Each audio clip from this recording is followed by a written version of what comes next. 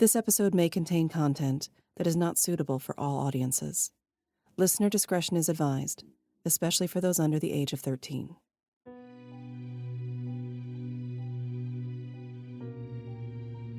Welcome to Into the Night. I'm Nari, your guide on today's excursion down a twisted path. Be careful not to get lost. Be it dark or light, it's easy to lose your way. Are you ready? Then let's begin.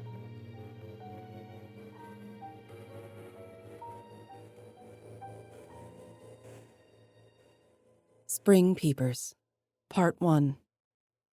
The seemingly constant blare of sirens and the press of humanity in the city became too much.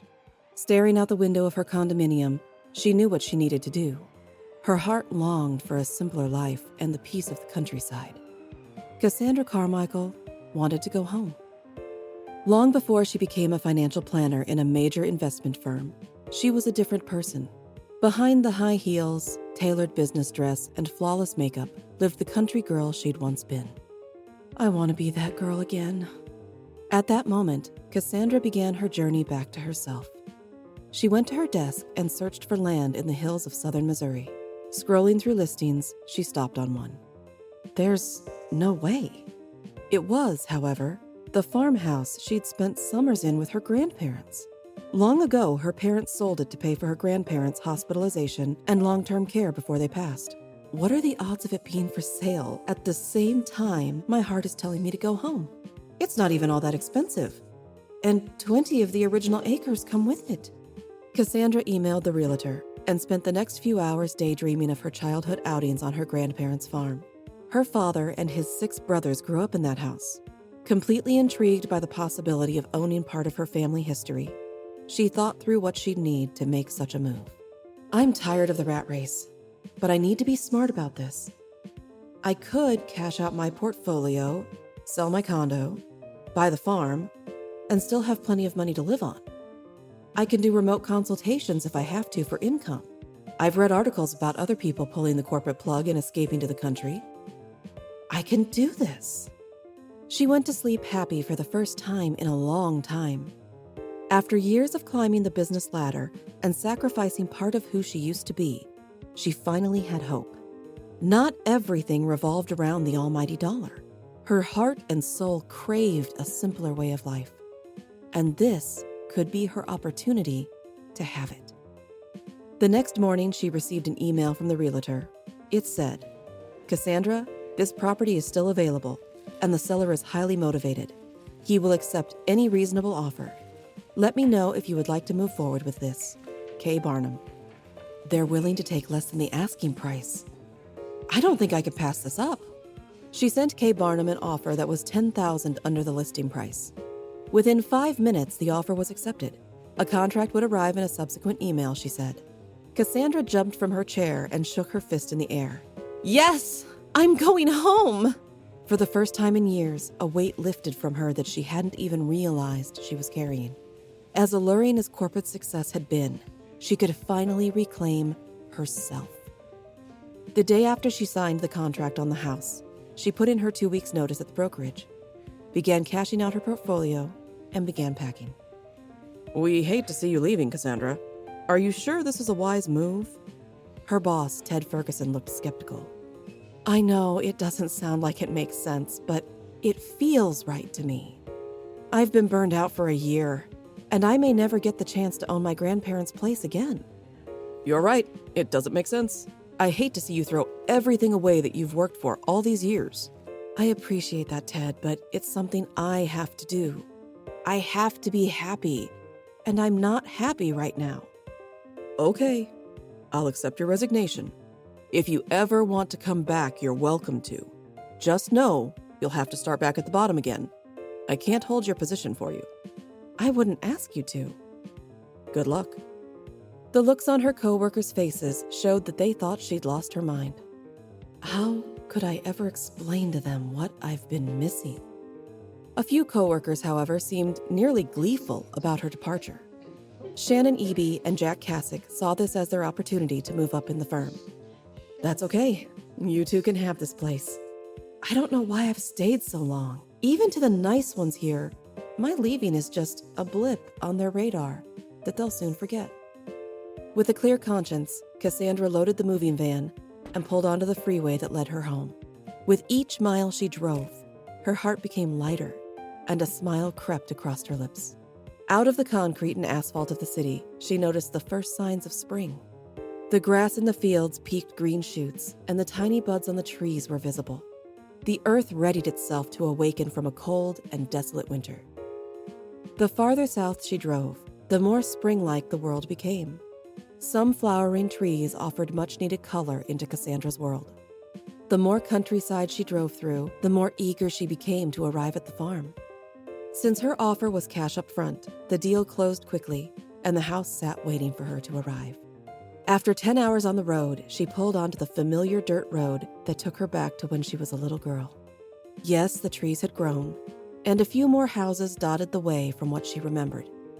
But an overwhelming sense of excitement, mixed with satisfaction, flooded over her. Now more than ever before, she was certain she made the right decision. 2 more miles, and I'll be home. The sun hadn't quite set when she pulled up the hill heading to the farmhouse.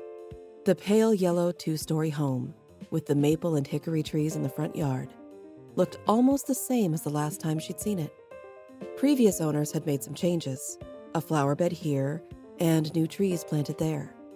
An updated chicken house sat off the path leading to the majestic Yankee barn she'd spent so many hours in as a child.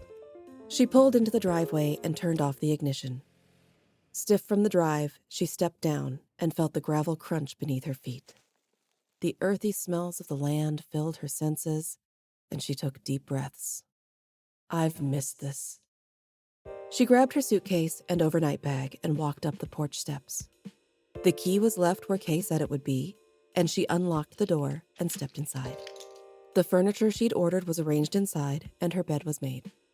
Kay Barnum has gone above and beyond getting me set up here. When I told her I needed to hire some people to bring my furniture here, she said she'd take care of it. I just needed to let her know when my things would be ready. On the table, a bouquet sat in a vase with a card. Welcome home, love, Kay.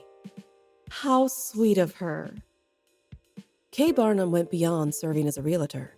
The two women immediately connected, and Kay handled details for Cassandra that couldn't easily be done long distance.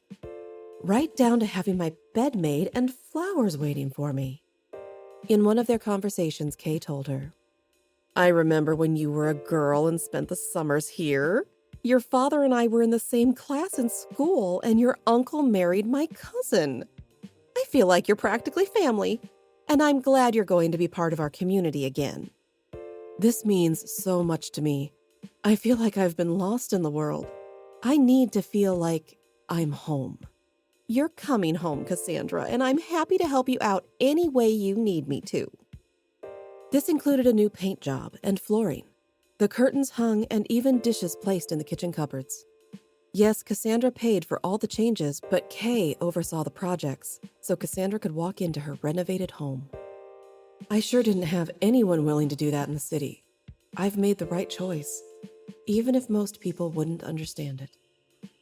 As night fell, she stepped out onto the back porch. That's a sound I haven't heard in years. Spring peepers. The harbingers of warmer weather to come sang their hearts out in the pond near the barn. Cassandra always loved frogs, and the happy songs these little ones made each spring was music to her ears. She sat on the porch and listened for a while. The stars twinkled in the night sky, and she'd forgotten how bright they could be without the haze of city lights subduing their shine. The night was still, except for the peeping frogs calling out in the darkness. The exhaustion of the day caught up with her, and Cassandra finally stood and walked back into the house. She readied herself for bed, plumped her goose-down pillow, and pulled the quilt over the top of her. She fell more soundly asleep than she had in years, completely relaxed and content.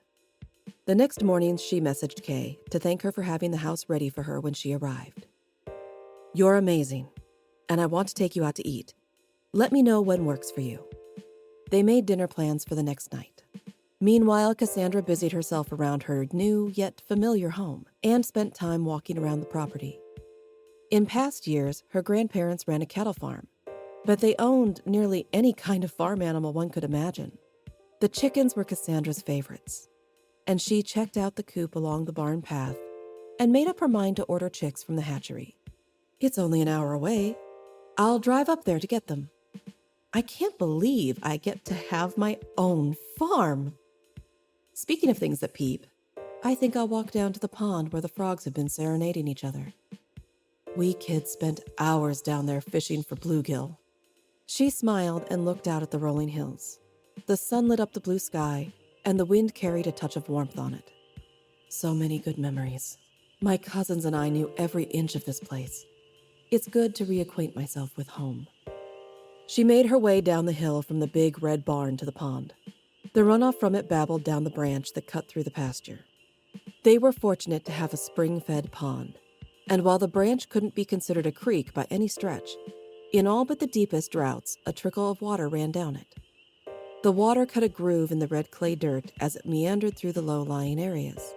Cassandra felt comforted knowing that even though years passed since her childhood outings to the pond, the spring and the branch remained constants, even in her absence. The next evening, she met Kay in town at the local diner Kay said was the best in town. It seemed that her new friend knew everyone who came through the doors, and she was happy to introduce Cassandra to all of them. It's nice to meet you, Cassandra. Say, would your dad have been Paul Carmichael? Yes, he is. I thought so. You sure do favor him. Are you just visiting or are you planning on moving back here? Kay said, Oh, Cassandra just bought the old Carmichael place. You don't say. That place has had one person after another moving in and out of there. Kay grew quiet. Cassandra smiled and said, Well, I plan on staying. It's nice to meet you, and it's good to be back home again. Cassandra noticed that Kay's mood had shifted. Are you okay? You got quiet all of a sudden. Kay forced a smile and pretended to look at the menu, even though she already told Cassandra she was going to order her usual. What? Oh, yes, nothing is wrong. Kay, I'm not a mind reader, but I've been in the business world for quite a while, and I'm pretty good at reading people. Something was said that bothers you. It's nothing to worry about. You became quiet after Mrs. Haskins said that people had moved in and out of the house. I need you to tell me why people aren't staying there. Kay stared at her across the table. You can tell me. I don't scare off easily. You already told me the seller was highly motivated to sell, and he took an offer $10,000 below what was already a dirt cheap asking price. What's wrong with the place? Kay squirmed on her booth seat. I don't know that anything is wrong with the place at all. There are just rumors. What kind of rumors? If I tell you this, I don't want you to be upset. I guess you should know, just in case. I'm listening. Well, Tony, the guy who sold the place to you, had similar trouble to what others have had, so I guess he's as good a place to start as any. I'm interested. So, he said it started out with a strange feeling that something watched him at night. He said if he had to go out in his truck or maybe to check out the animals at night, that something was right there, just feet away from him, close enough to almost touch at times. A cold fear shot through Cassandra. Kay studied her face. Cass, you look like you know what I'm talking about.